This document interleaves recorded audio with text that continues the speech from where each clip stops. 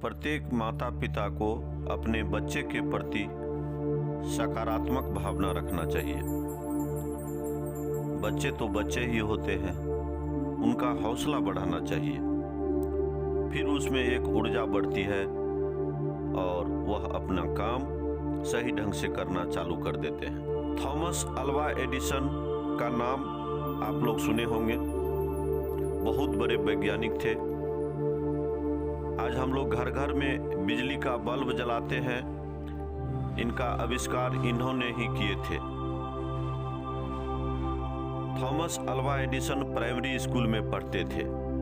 एक दिन स्कूल में टीचर ने एडिसन को एक मुड़ा हुआ कागज दिया और कहा कि ये ले जाकर अपनी माँ को दे देना।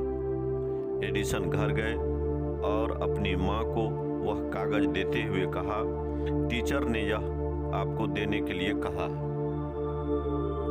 माँ ने कागज हाथ में लिया और पढ़ने लगी। पढ़ते पढ़ते उनकी आंखों से आंसू बहने लगे। एडिसन ने माँ से पूछा, इसमें क्या लिखा है माँ? यह पढ़कर तुम रो क्यों रही है?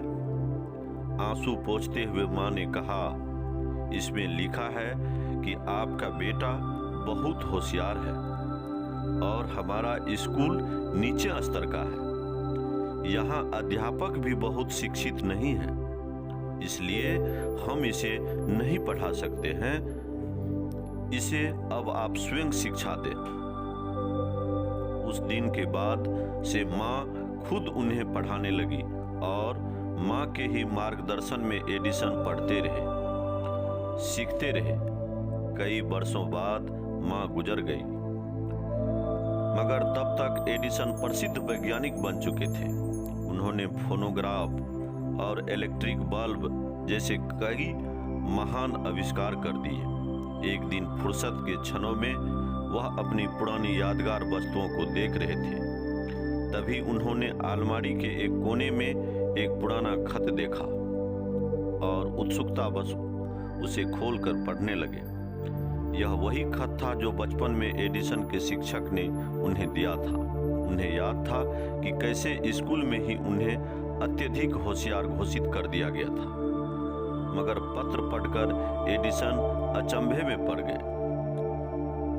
उस पत्र में लिखा था, आपका बच्चा बौद्धिक तौर पर काफी कमजोर है, इसलिए उसे अब स्कूल न भेजें। अचानक एडिसन की आंखों से आंसू झरने लगे।